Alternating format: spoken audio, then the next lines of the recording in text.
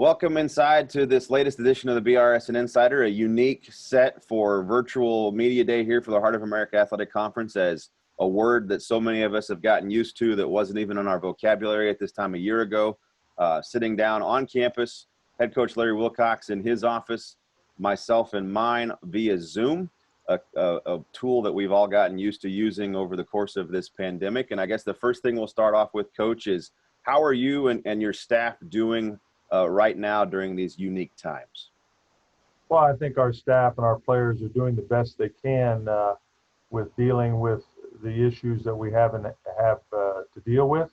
You know, the social distancing is a particularly challenging thing with the football program, but I think we're managing that as best as can be done. Of course, we're asking our players to wear masks at all times, not just around the football facility, but throughout the campus and as they leave the campus, so they can best protect themselves and others from the spread of the virus.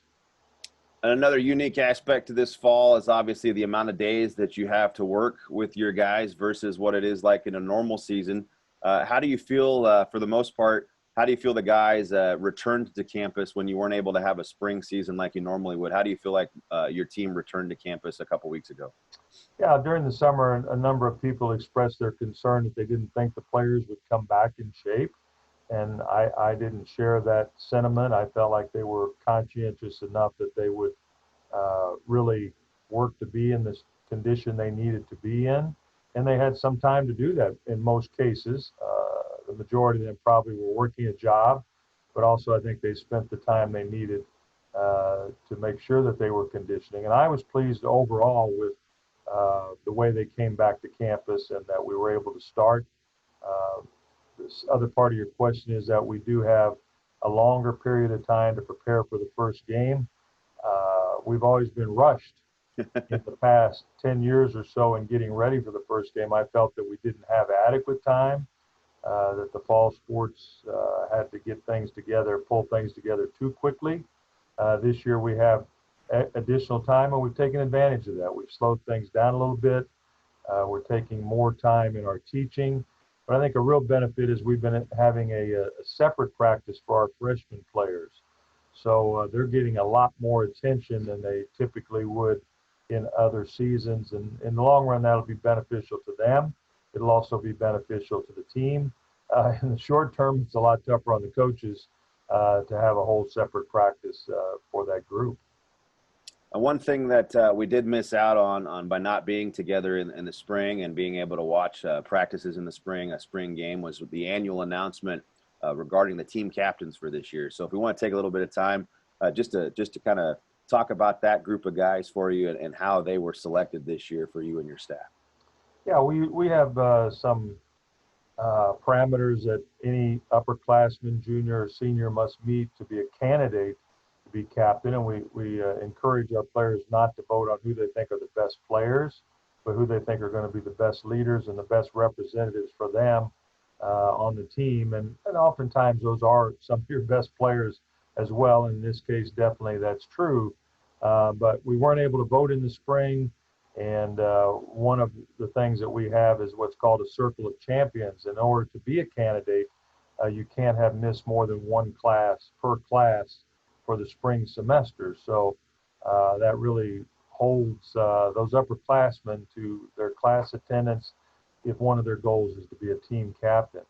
So this year we weren't able to vote in the spring, so we did that online.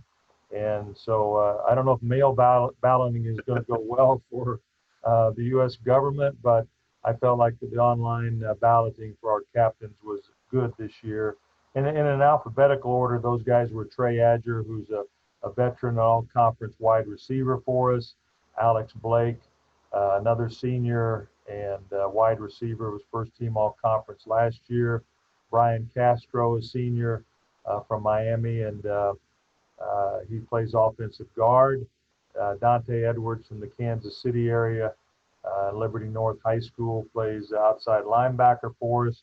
Jalen James from Benedictine High School in Cleveland, and an all-conference player at inside linebacker. Garrett Kettle, who was backup primarily to Schaefer Sheets. What's that guy's now with Schaefer Sheets? Yeah, okay. Last year, and Garrett's from California, plays quarterback, and he and Luke Laskowski are sort of in a battle for that quarterback position. Eli Lilly, senior all-conference player from St. Joe, Missouri, nose guard. Brett Shepardson, two-time all-conference player from Missouri, and Marquise Stewart, who was a first-team All-American and player of the year in the conference last year, led the nation in scoring at the running back position. So, I mean, those are 9 excellent athletes, and we have a lot of captains, and traditionally that has been the case because we have a relatively big squad, and we want our players to have more guys that they could feel comfortable in talking to and feeling that they're represented by a broad base of their upper-class players. So just based off of those captains, obviously a lot of key guys back for you from a season ago, a season that was kind of up and down with maybe injuries or just, things didn't break one way or the other, but a successful season, just not compared to what went on in 2018, obviously. But as you've been able to get the guys together and you've had the training sessions and the practice sessions together this year so far, what have been some of the position groups that you're looking at battles that you've been pleasantly surprised to see, or guys that have maybe stepped up that are going to step into a bigger role for you this year? Yeah, well, we really haven't had the continuity in practice that we need due to guys that are in quarantine and that type of thing. And so we've not had our full team at any one point. And so it's given us an opportunity to look at a variety of people and work different combinations of players. For example, on the offensive line, we've always felt that that's a strength within our program, offensive and defensive line. In those two groups, we've utilized a lot of different people in our early practices here. And so that we would hope in the long run will give us the depth that will make us stronger down the road. So those two groups, receiver and is more of a veteran group, as I mentioned, Trey Adger and Alex Blake, both from Kansas City.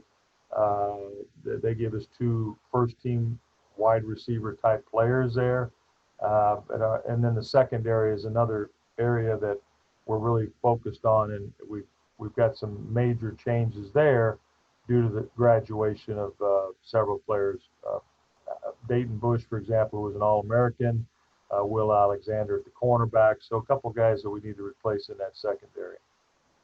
Well, as you've moved through, obviously, right, this time of year is primarily focusing on what you and your team can do. Have you had much of a chance to kind of visit with your fellow coaches around the conference to see how they're managing through these unique times? Well, I've talked to several coaches about what their situation is, and it seems to be similar to what we're experiencing. In that they have guys in and out, and it's never the same 2 days in a row. And sort of the philosophy that I've taken and our staff has taken, we're just going to coach who's here on the field.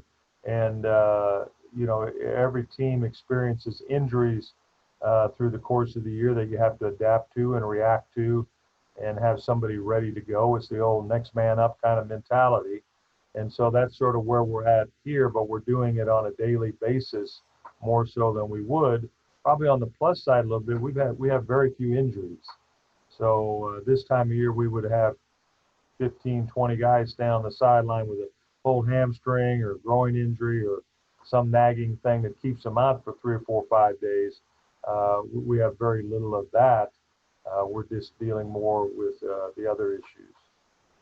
Well, I think that pretty much covers things, and I appreciate you, Coach, taking the time. Obviously, a long time here in the Heart of America Conference, working your way through something that even someone who's been in the game as long as you have has not had to deal with. So I commend you and your coaching staff for putting the effort in, obviously, to get us where we are today. And Lord willing, we'll be able to keep plugging through.